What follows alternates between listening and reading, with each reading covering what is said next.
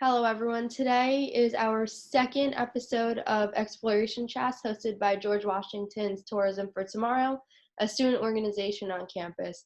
My name is Lexi Schroefer, and today I am pleased to introduce our guest, Dan Simons.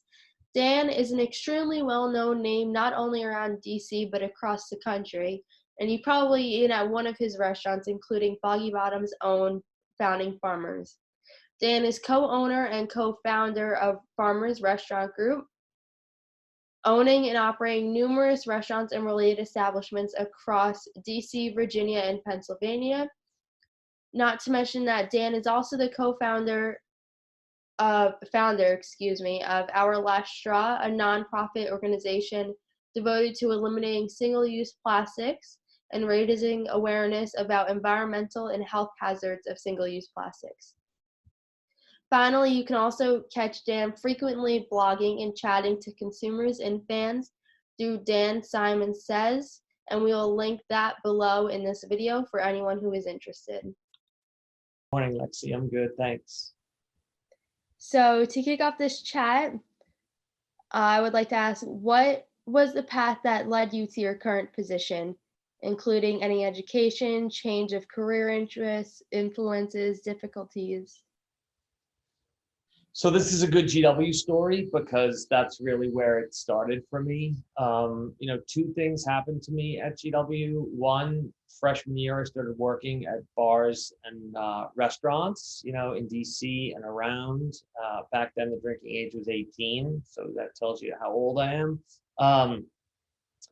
And I actually started working a lot at the Exchange, which was like back in my day, kind of the GW bar. And I just, as much as it was fun and working at the local college bar was like being at the party all the time, I really just loved the business. I even loved like getting there and getting ready for the start of the day or the night. I liked cleaning up, bussing tables, doing dishes, it's just all of it. So that got me my start of realizing, wow, this is fun and it's work and I get paid and it doesn't feel like a job. And then at the same time, I had a lot of really great professors at GW, and I had lots of opportunities to do, internships and see these other opportunities, and all these other traditional business things just didn't excite me. I didn't really want to wear a tie and sit in a cubicle and be in an office. And one of the professors at GW said to me, if you're going to keep spending all your time working in bars and restaurants and you're not going to do these more professional internships, you should at least work for a restaurant corporation. And the TGI Fridays was opening on campus, and that was 1990. Fridays was cool. It was, there really was nothing like it. And so I worked there as a Fridays bartender. And then I got a job to go into management upon graduation from GW. And it was a corporately structured management training program. And so that's what got me exposure to it. I found something that I enjoyed and loved doing. And I saw enough other things that I didn't love doing. And I took my dad's advice, which is to, do what you love and everything else will work itself out. So how exactly did the Farmers Restaurant Group come to be? And can you explain a little bit more about the mission behind it? Yeah, this really is not just a mission-driven group, but the whole reason that our restaurants exist is the mission. So it was an idea to have a company that had its reason for existence be to advocate on behalf of American family farmers. So this idea came from the North Dakota Farmers Union and the folks, those farmer members out there. And I got to know some of them, including Mark Watney, who's now the president of the North Dakota Farmers Union. So they had a vision to say like, hey, why don't we vertically integrate and own more of the supply chain, including all the way to where we touch the customer. They had that vision. My business partner and I, we got lucky. We had our consulting firm. We had one restaurant that we'd opened ourselves. And then we got a call from these folks in North Dakota, which feels super random, but is the beauty of the internet. Even back then, that was probably 2004, 2005 when they first called us. And so we did some consulting work for them and helped them with some things that they were doing. And then we've, through working together, we built a great relationship. And they said that they wanted to invest more in restaurants, and would we do it together? And we said, sure, but we don't want to be consultants or a management company. We have a vision for what this farmer-owned restaurant could be. And if you guys fund it, and let's form a new company and really go for it together, all in as partners. And so that's what we did, and that gave birth to Founding Farmers, which was September 2008. And the rest is history so far. So one thing is that this farmers union is all the way in North Dakota, and your restaurants are all the way in DC. So do you think it's harder in terms of the supply chain? Like, does it take more? Like, why do you think they reached out to you compared to someone who is closer to them? Well, a couple reasons. I think they reached out to us because we had our consulting firm and we did business all over the country and all over the world. And so I think they saw that we could help them no matter where they were. And then, part of their mission was to do advocacy work, right, on behalf of farmers. And so a great place to do advocacy work on behalf of farmers is Washington, D.C. So there were several good reasons for them, because, if you open a restaurant in North Dakota or some parts of the Midwest, the people are lovely. There's just not a lot of them, right? And so when you want high volume restaurants and you want exposure to a lot of people and you want to move a lot of product so you can purchase a lot of product, the DC market is, one of the strongest in the country. So there were some compelling reasons to be here. And as far as the distance of the supply chain, the cost in supply chain is the last mile. You can move things at remarkably affordable rates over long distances. So, all of our flour comes from North Dakota. We bring a lot from North Dakota, sugar, honey, and it's not that distance is not the hurdle. The magic is still in the last mile. Where do you store it when it gets here? How do you get it delivered every day to the restaurant? So the Farmers Union bought an 18-wheeler. We bring stuff on that big rig, and then we use one of our really great local distributors to help us do last mile. And then obviously North Dakota is more of a commodity state, and they have a pretty long, tough winter. And so we're still buying lots of other product, in the Chesapeake region and the Mid-Atlantic.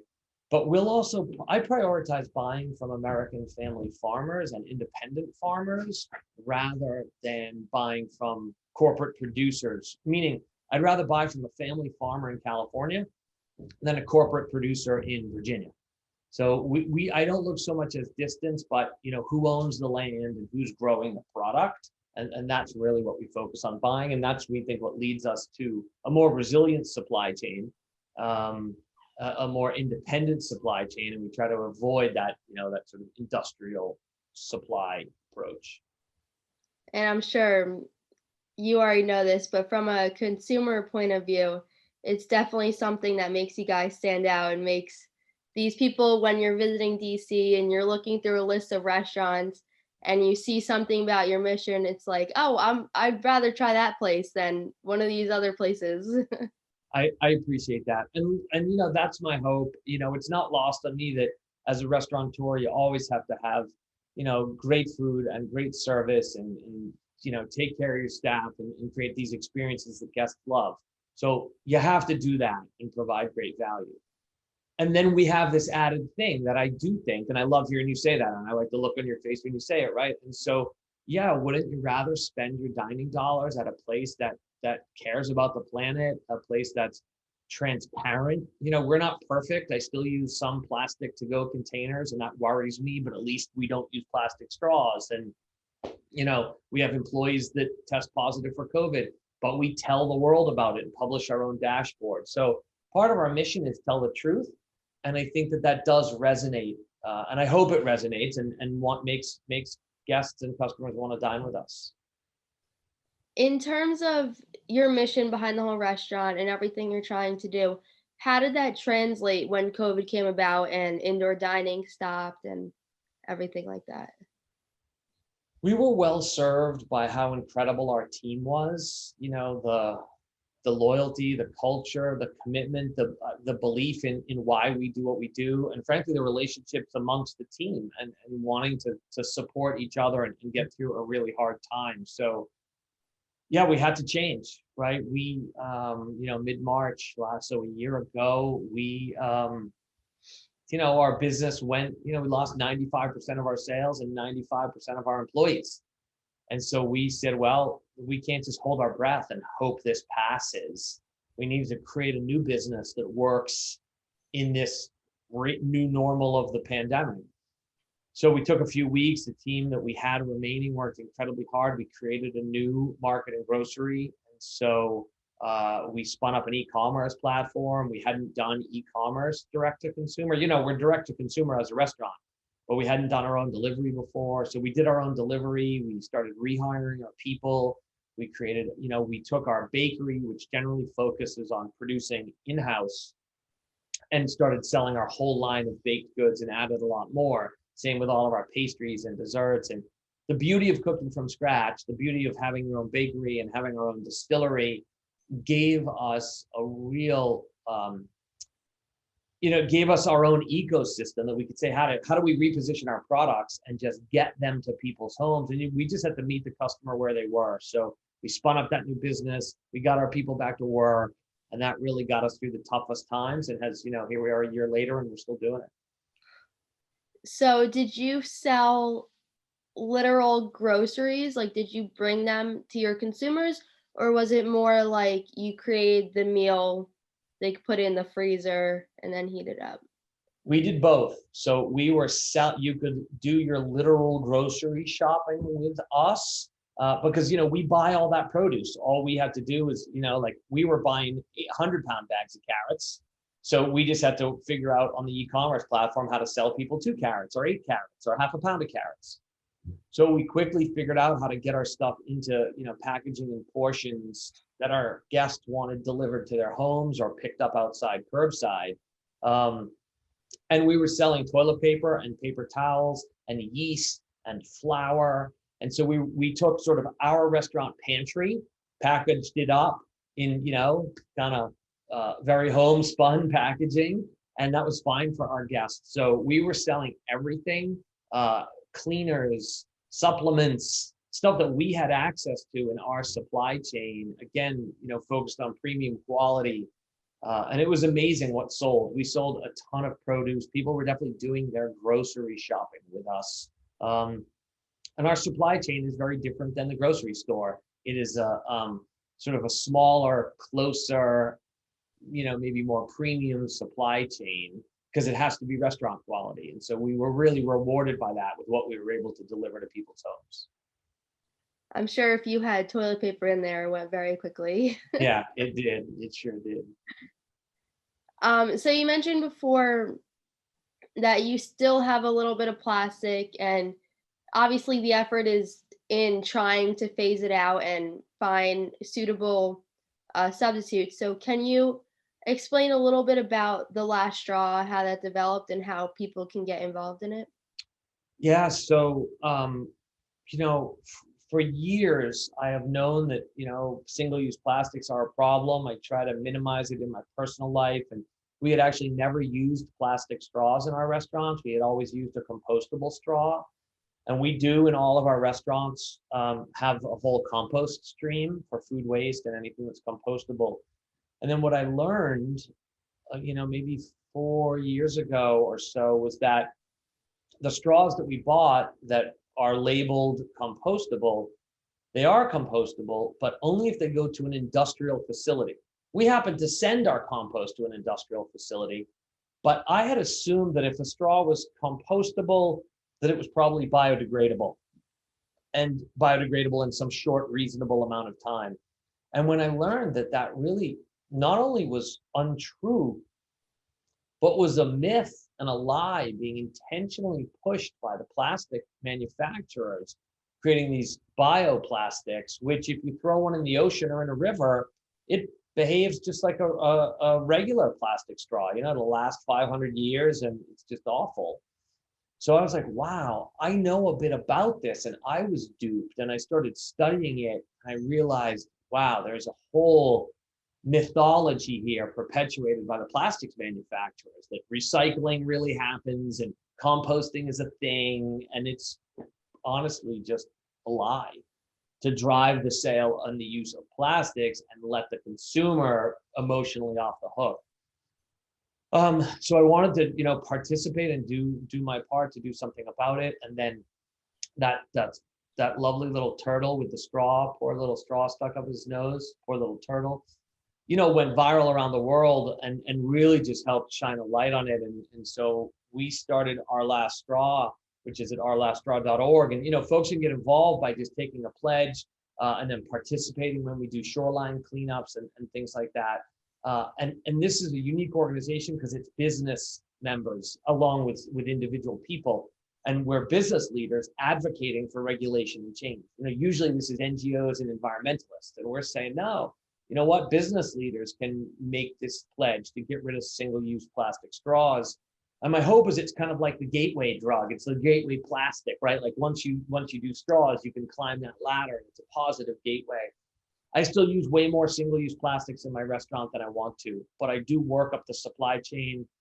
I work with elected officials, and I'm trying to get enough legislation passed so that manufacturers and entrepreneurs and venture capitalists will see that petroleum-based single-use plastics need to be a thing of the past, and we need the supply chain to come up with viable alternatives so that people like me who want to get rid of petroleum-based plastics, have options that work within our business model. So there is progress happening out there, but we need more voices. We need more, we need donation, and frankly, even more than financial donation.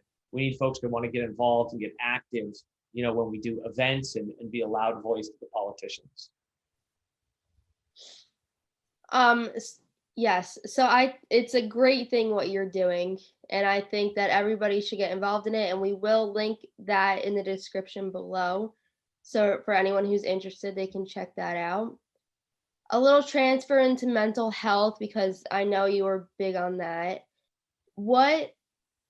How do you personally balance your probably insanely busy work life, and how can people on all levels, like in the restaurant industry and both in any industry, work to balance their work life and let their work and desire to succeed in the industry not affect their mental health?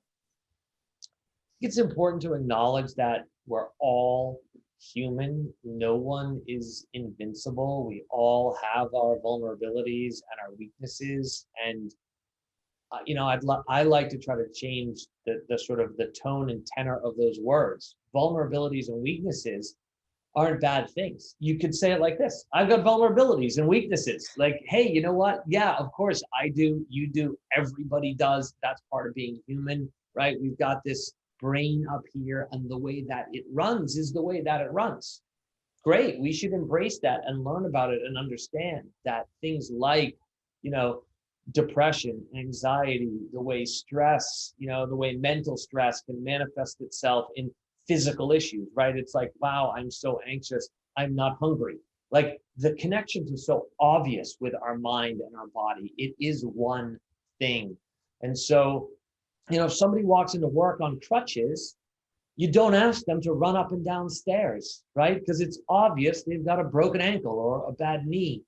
So when somebody walks into work depressed or anxious or obsessively compulsive or any of these things that anybody can feel, I hope that workplaces notice these things just like you notice crutches. And it's like, oh, okay, so you got a limp today. Mental health is just health. And if we can teach that and talk about that and create a vocabulary around it so that we can support each other, it's a great life strategy. It's a great business strategy. If you want productivity from your workers, care about health, wellness, and mental health. If you're a kind human, care about, mental health and wellness. So whatever your motivation is, and what I say to people is you gotta put on your own oxygen mask first. You gotta take care of yourself before helping those around you. So don't be a hero. Martyrs end up dead. Those strategies don't get you anywhere. And, so I tell people like, look, I deal with my own mental health concerns. 2 years ago, I I dealt with a physical impact with a TBI. I got a concussion, and a concussion is a brain trauma which can lead not just to the physical struggles, but you can lead to additional depression about the accident and about the cognitive function that can be impaired. And I continue to deal with my own struggles around eating issues and obsessive thoughts and feeling like a failure and having a negative thought track. And I don't think that these things make me any better or any worse or any different than anybody else. Matter of fact, I think they make me just like everybody else. And it's empowering to talk about. You don't want to keep these thoughts alone in your head. It is much better to talk to someone, talk to a friend, talk to a professional, speak up. If you are a boss or leader of others, create a space where people can talk about it. If people aren't talking about the stuff that's on their mind, whether it classifies as a mental health illness or it's a mental health concern, uh, whether you currently feel this way, I can promise you, you eventually will. Nobody lives their whole life without facing some things going on in their brain that are a challenge. And so I think it is the obligation of employers to create mental health informed workplaces, trauma informed workplaces, so that we can give back to the people that work for us and so that leaders can take care of themselves. So I really appreciate you asking about it. I think it's a super important topic and relevant in every business and every person's life that's out there. So, exactly on that point, everything starts from the top, including the tone of the workplace. So, is there anything specifically you do to emphasize this importance to your managers? So every time we bring all of our leaders together for we do this a few times a year. I always start the meeting with a mental health speaker.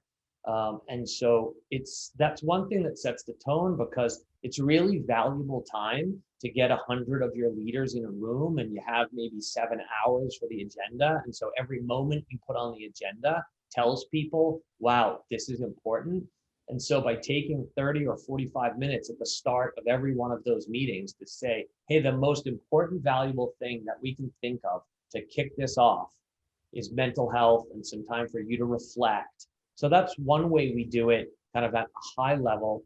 And then we invest in, programs that give our employees access to, the 1-800 number that we outsource to another company. And there's some mental health coverage there. We're always talking about, anybody that sees a therapist has learned to sort of like bring it up and wear it as a badge of honor. And we recommend therapy appointments. And we've got a therapist who, while she's not an in-house therapist, our employees must make up 80% of her practice. And so we talk about her. We recommend anyone who's not on our health insurance, we cover their first several visits. And so we try to eliminate the financial hurdle to getting mental health support, and we try to eliminate the stigma by actively and consistently talking about mental health, just like we talk about performance or productivity. So those are some of the tangible ways that you can weave it into a business culture.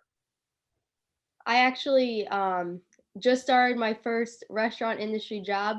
So, already in the first few weeks, I can tell that it's chaotic, especially when you're there until 1 o'clock in the morning. It's definitely a hard balance. It's a lot, and the pressure has often in my industry then been relieved by people late at night. There's a lot of alcohol. There are late nights. Folks end up making decisions with their relationship with alcohol, the intimate relationships they have, and you can all of a sudden have a lot of stuff that you regret. And our industry doesn't have to be that way.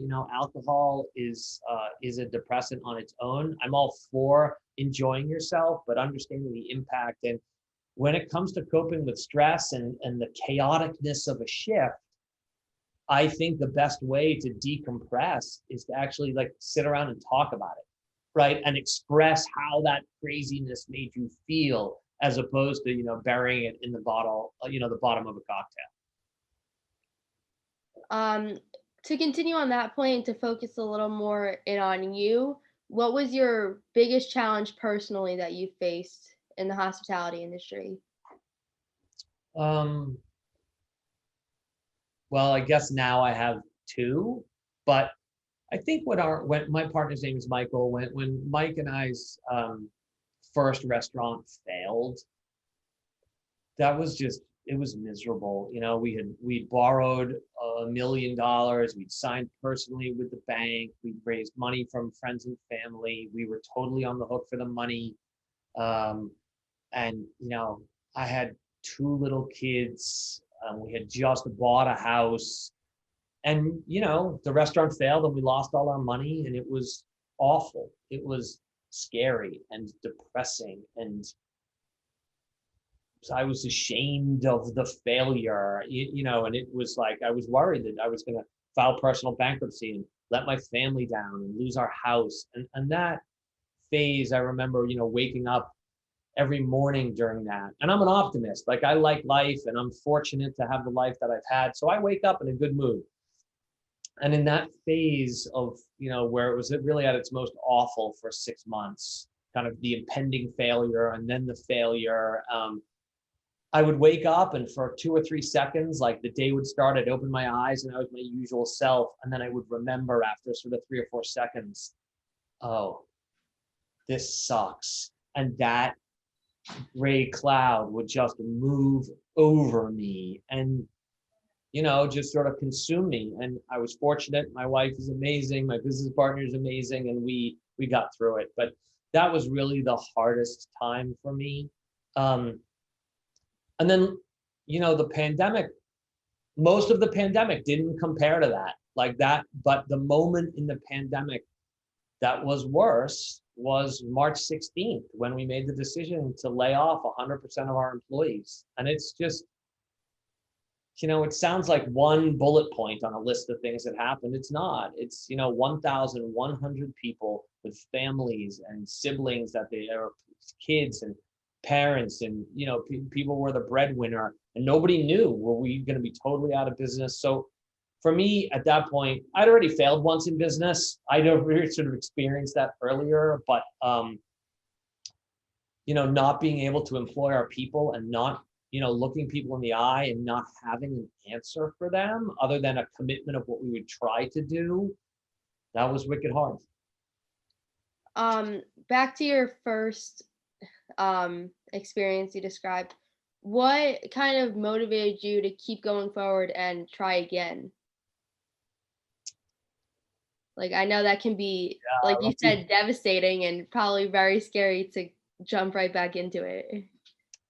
Yeah, this is that entrepreneurial question. This is that, I don't know if it was Wayne Gretzky or Michael Jordan, but you miss 100% of the shots you don't take. My view, I think, I grew up as an athlete and a competitor, and I just never believed, no matter how bad I lost at something, I never believed it was over. Like, the season wasn't over. There was another game. There was another, I was a wrestler. There was another match. There was another something. And, I'm an optimist. Like, look, the sun is going to come up tomorrow, whether or not I get up. But if the sun's going to come up, why don't I get up? So I think for me, it's just, I don't know. I guess I can thank my parents. It's in my DNA, nature, nurture. Whatever, you get knocked down. That's not the interesting part. The interesting part is, do you get back up? So I don't know what I can share for anybody else, because getting knocked down is something that happens depending on the path you take. And frankly, in life, everybody gets knocked down sometimes. Just get up. You don't have to have all the right answers. You don't have to know what you're going to do when you get up. Just get up and do something. And it also makes me feel better. So I know what it's like to just be depressed and blue and do nothing. And, depending on the depression people face, you can't just always just stand up. It's not always that easy. I'm fortunate that so far in my life, it has always still felt like a choice.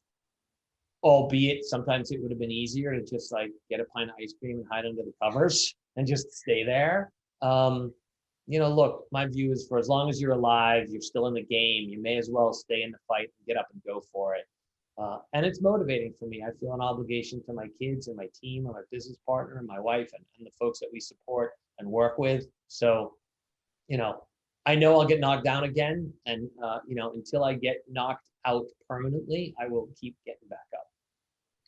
I think your attitude of optimism is probably something that everyone can learn from, that many people are envious of.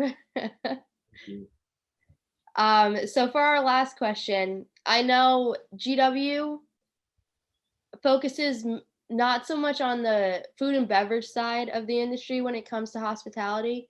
So I've had a few people ask if you have any advice for students or prospects looking to get into the food and beverage side.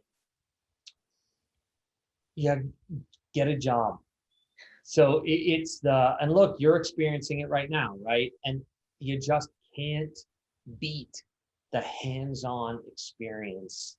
And there is a big difference between the work environments, especially in the restaurant industry. The well-run corporate restaurants can really teach you about the business and the systems. And the well-run independent restaurants can really teach you about, I think, hospitality and food. There's also a lot of poorly run, restaurants. Look, there's a lot of poorly run businesses in every industry out there, but working in a poorly run place, it's like being in a bad personal relationship. Get out. The habits you learn, the things you absorb by osmosis, the way you're made to feel, if a place is dirty and not respectful, if you aren't treated in a respectful way, if the behavior you see is not the sort of behavior that you would be proud of, don't work there. There's a lot of that in my industry. It bothers me. There's also a lot of really good leaders and chefs and folks out there that treat people of all genders and preferences with a lot of respect. And so find a good leader, find a good operation, and work in it. And some of the big hotel companies are a great training ground also for food and beverage. So I think diversity of work experience is really good. And then be a student of the game. And when you dine out, I hear people that want to get in the business and they think of themselves as foodies. Any nitwit can be a foodie. Anybody can, write reviews online. Frankly, people can make a career out of it. That doesn't put you in the restaurant business.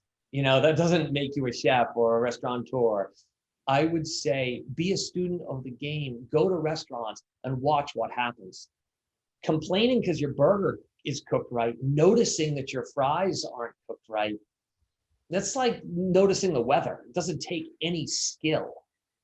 What takes skill is saying, oh, I wonder why.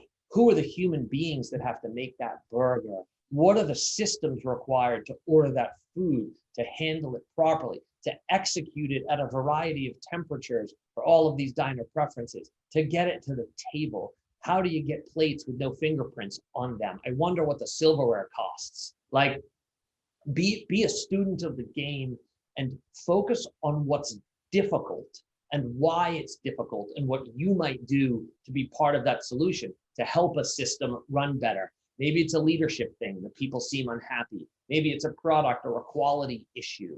And so I really, look, I want, especially people from GW, I want smart, passionate people to come into this industry, because the more we professionalize it, the better it is. And the opportunities are huge. And managers and chefs can earn a great living and build a great life. And so can folks who own these businesses. And so I'm eager to try to encourage people that it's a real career path and it's a real opportunity, but it is not about, taking food photos and posting them or celebrating them or criticizing them. That's fine too. Do that if you want to, but that's not where the magic of the career gets the seeds planted. I think one thing I've personally learned is you can be getting a degree from Harvard, but if you come into the restaurant industry, you will probably still have to start at the bottom if you don't know anything about the restaurant industry. And I think that discouraged people a lot. But The beauty though is when you start at the bottom, you learn everything. So maybe it isn't the bottom, maybe it's from the ground up. And if you want to get in the pyramid making business, you don't take a helicopter to the top, right?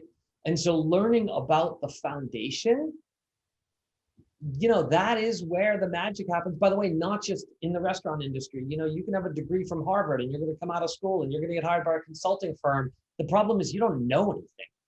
So if I want to hire a consultant, I want to say, what have you done?